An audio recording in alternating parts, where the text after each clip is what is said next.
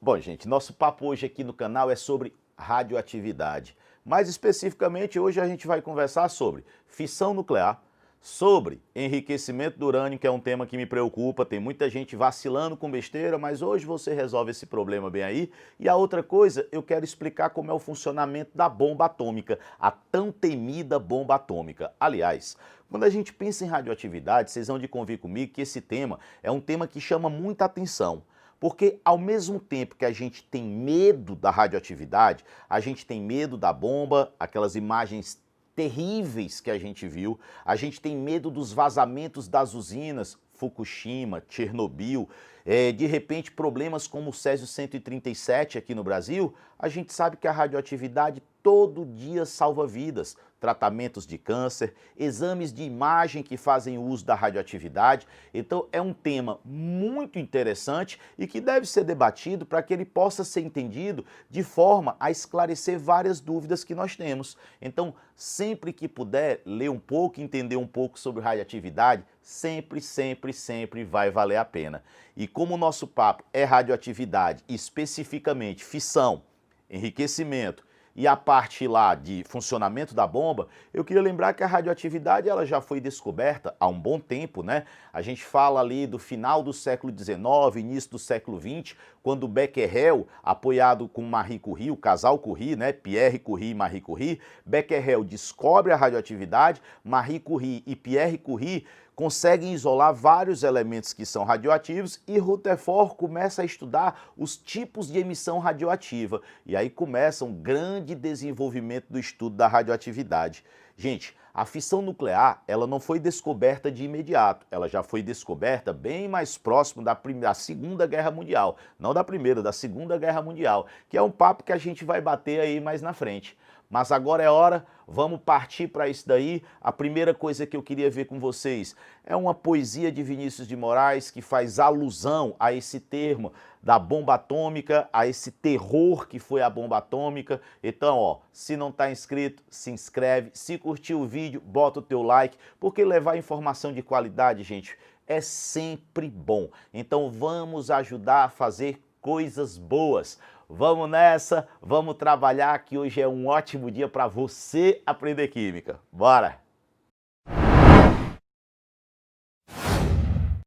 E Vinícius de Moraes em 1954, olhem como foi muito tempo atrás também e como foi uma coisa que, vamos dizer, era bem recente após aquele processo da explosão das bombas atômicas. Ele fez esse poema, o poetinha, o saudoso Vinícius de Moraes, que tinha uma maneira de escrever peculiar, ele era metricamente muito correto, ele tinha palavras muito bem escolhidas, ele era muito culto, a gente sabe disso, muito bem, morou muito tempo fora, ele tinha, né, era chegado aos poetas como um todo, aos músicos. Ele criou praticamente caras como Chico Buarque, como Toquinho, mas enfim, a gente tem Vinícius que fez esse poema espetacular, que você olha e você entende o poder de destruição da bomba, que é Rosa de Hiroshima, fazendo alusão inicialmente ao formato que fica do fogo quando a bomba explode, onde ele diz: pensem nas crianças mudas telepáticas. Ao olhar aquele desespero, não precisa dizer nada. Por telepatia você entende o sofrimento. Pensem nas meninas cegas e inexatas. Tá claro? Pensem nas mulheres, rotas alteradas. Quanta gente, né? Que teve suas rotas totalmente alteradas por causa daquela explosão. Pensem nas feridas como rosas cálidas, as feridas causadas pela radiação. Gente, quem estava no epicentro simplesmente volatilizou. Quem estava relativamente próximo teve queimaduras. Relatos de pessoas correndo com o corpo todo queimado, caindo pedaços. Coisas terríveis que é melhor nem pensar. Mas ó, não esqueçam da rosa de Hiroshima. A rosa hereditária, a gente sabe quantas gerações ainda sofrem por causa daquela detonação, do risco da hereditariedade na coisa. Vejam, cientificamente correto, Vinícius, a rosa radioativa, estúpida e inválida. Teria sido realmente necessária a rosa com cirrose, a antirrosa atômica. É uma antirrosa, não é uma rosa. Sem cor, sem perfume, sem rosa, sem nada.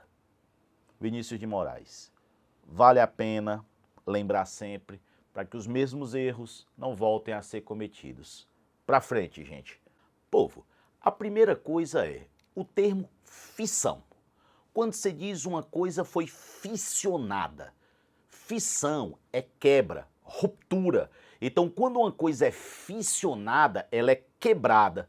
Qual é a diferença entre o núcleo liberar partícula e sofrer fissão? Quando ele libera partícula, ele se transforma em um núcleo filho e eu tenho partículas. Quando eu tenho o processo de fissão, o átomo se quebra em 2 núcleos e ainda libera partícula.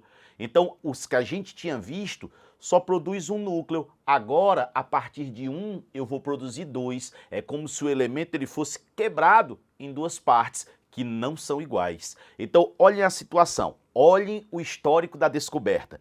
Em 1938, os físicos Otto Hahn e Fritz Strassmann realizaram o bombardeamento de um núcleo de urânio 235, 235 quando coloca assim é sempre a massa, com nêutrons moderados. Se você ouvir a palavra nêutron moderado, quer dizer um nêutron desacelerado. Quando você tem um nêutron desacelerado, o que vai acontecer é, ele bate no núcleo, ele se agrega àquele núcleo, ele se transforma no núcleo físsil, aí ele vai lá e se parte. Só que eles não conseguiram entender o que é que tinha acontecido. Perceberam depois de um tempo que houve a formação do bário, que é um elemento bem menor do que o urânio, mas não conseguiram entender. Aí lá vem uma mulher, uma austríaca, genial, Lise Meitner, que conseguiu e que pronunciou pela primeira vez e que teve essa ideia, tá certo? Foi a primeira a usar a expressão fissão nuclear. Ela disse, opa, o que está rolando aí é o seguinte, o átomo, ele não está só liberando partículas e se transformando em um. Eu estou tendo a quebra dele em 2 átomos. Então, a partir de 1, eu estou tendo 2. Isso é a fissão. Então, olhem, gente, que vocês vão ter aqui ó, a seguinte coisa. Para explicar esse fenômeno, constatou que o núcleo do urânio, que é instável, ao sofrer o bombardeamento com esses nêutrons moderados, com esses nêutrons desacelerados, ele rompe, ou seja, ele quebra e dá origem a 2 núcleos médios. Agora, o que acontece, gente, é que quando tem essa ruptura, eu tenho uma liberação de uma energia absurda. Então, a energia liberada, quando eu tenho essa fissão, ela é imensa. É a energia que a gente vai ver na outra aula, que é aproveitada para fazer, para usar, né, na usina nuclear, para gerar a energia elétrica. É a energia que foi aproveitada para fazer a bomba nuclear. Então, ela é oriunda da fissão, da quebra do núcleo. Gente, olha esse processo aqui que interessante. O nêutron bate no urânio. Quando esse urânio fissiona, ele dá origem a 2 átomos, nesse caso, bário e criptônio, e libera mais 3 nêutrons e uma quantidade de energia absurda. Vocês sabem por quê que a reação de fissão nuclear ela é tão imponente, ela é tão interessante? Porque acontece um fenômeno que a gente chama de reação em cadeia. Vamos entender o que é isso? Olhe, o que é a reação em cadeia? Quando vocês viram lá que o nêutron bateu no urânio, quebrou em 2 átomos, liberou 3 nêutrons, cada nêutron desse vai pegar mais um urânio, que vai liberar mais 3 nêutrons, que vai pegar mais 3 urânios. E isso daí vai aumentando em progressão geométrica, em PG. Então é uma loucura, essa coisa vai enlouquecendo. Então uma coisa que começa com 1, de repente está com milhares, milhões de átomos papocando ao mesmo tempo. Então, ó, os nêutrons liberados podem atingir outros núcleos de urânio, iniciando novamente o processo de fissão, que continua se multiplicando de modo espontâneo e rápido. E esse processo é chamado de reação em cadeia. Olhem que desenho bacana. Vocês estão vendo aqui, ó, que o nêutron, ele bate no primeiro urânio, ele vai quebrar, ocorre a liberação de 3 nêutrons, Cada nêutron desse vai bater um urânio, vai liberar mais 3 nêutrons. Então, ó, cada nêutron novo desse que vai ser liberado vai bater em urânio, que vai liberar mais 3 nêutrons. Cara, isso é louco. E vai até acabar a parada. Então, quer dizer, esse processo ele ocorre em cadeia. Não esqueçam disso. Olhem para mim, sintam a empolgação. Quando o nêutron bate no urânio, ele quebra, libera 3. Cada um pega um urânio que libera 3. Então, nós temos aí uma PG, uma coisa que vai se propagar numa velocidade absurda. O que é que vocês têm que saber por enquanto sobre fissão? O nêutron bate e quebra o átomo em 2. Então a fissão é quando um átomo é rompido, é quebrado, é arrebentado, é arregaçado e produz 2. Isso é fissão nuclear. Galera, uma coisa que a gente precisa entender é que na natureza existem 3 isótopos do urânio. Eu tenho o urânio 238, que está aqui, ó. Eu tenho o urânio 235 e o 234. Eles todos são radioativos, mas físsil é o 235.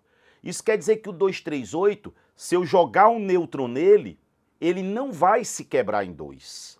Então, o único que eu posso usar para gerar a reação em cadeia e fazer a bomba, usar na usina nuclear, é o 235.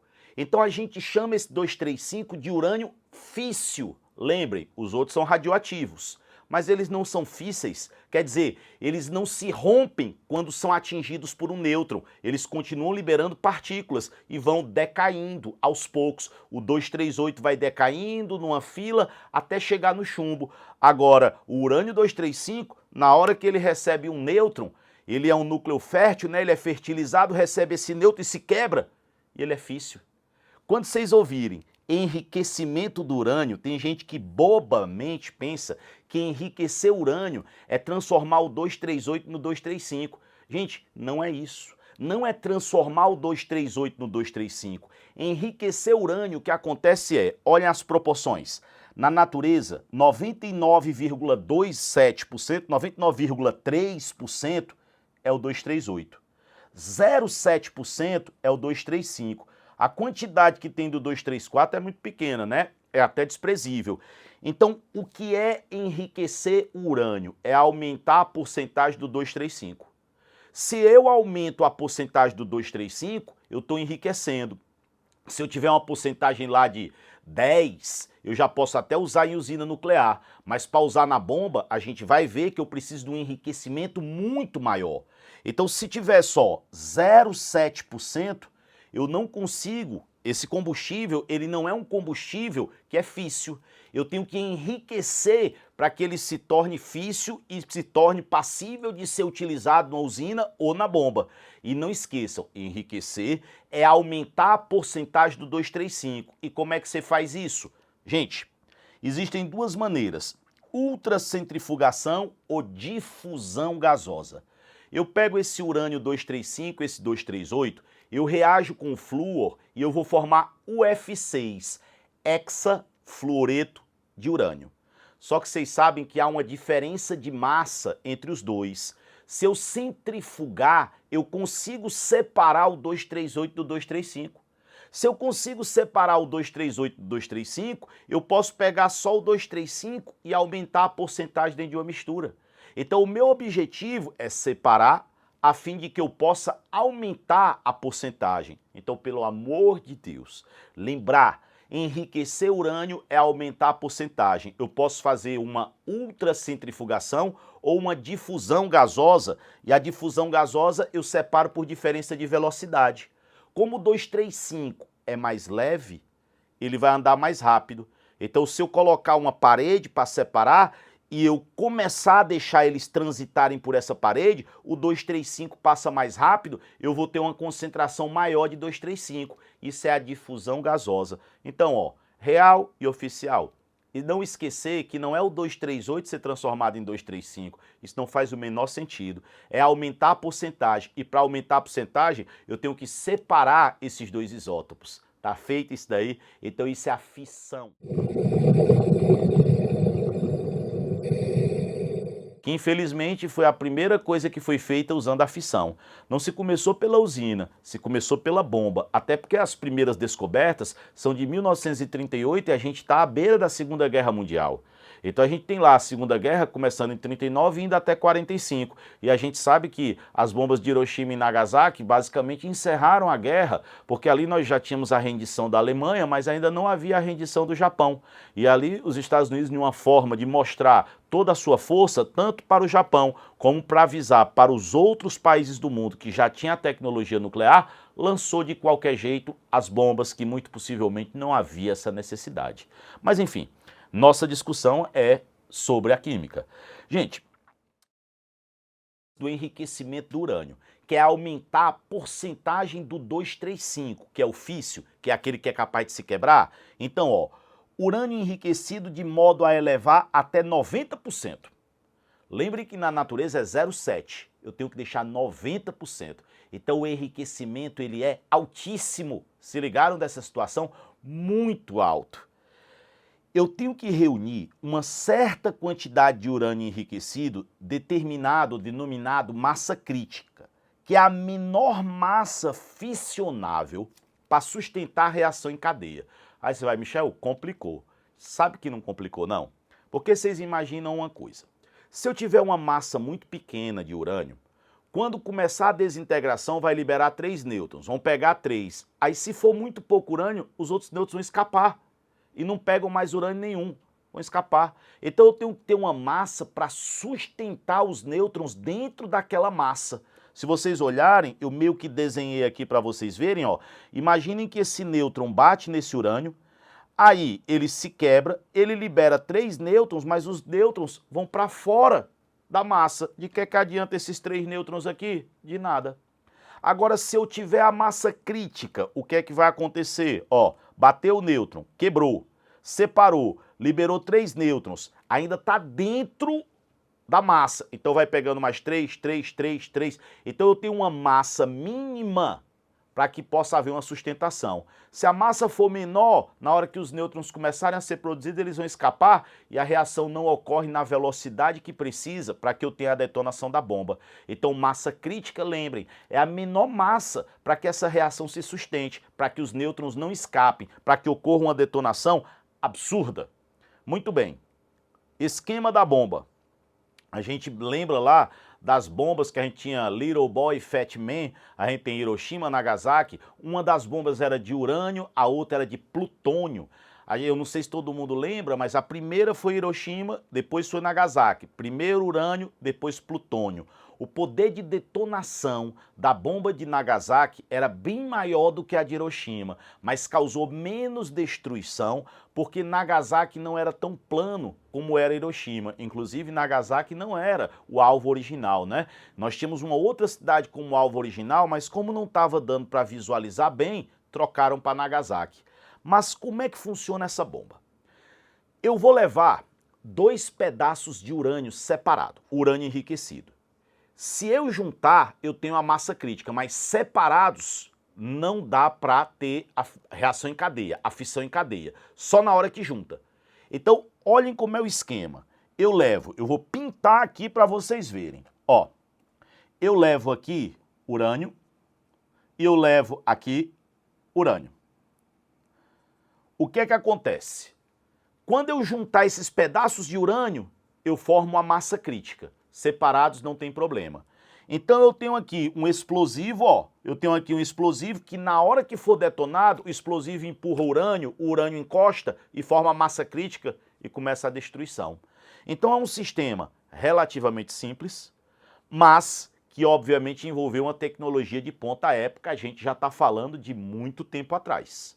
Então, se a gente está falando de muito tempo atrás, a gente entende que uma tecnologia como essa capacidade de destruição bem aqui, era absurda à época. Ainda é hoje. Fonte de nêutrons. Por que eu preciso de uma fonte de nêutrons? Porque vocês sabem que para o primeiro urânio detonar, ele tem que ser, né, levar uma porradinha de um nêutron. Leva o nêutron, aí quebra o primeiro e começa a reação em cadeia. Então eu tenho uma fonte de nêutrons. Quando o explosivo detona, o urânio junta, forma massa crítica, eu libero o nêutron e está feita a destruição. Então isso aí é a maneira como funciona a bomba nuclear que causou aqueles problemas indescritíveis, realmente terríveis em Hiroshima e Nagasaki.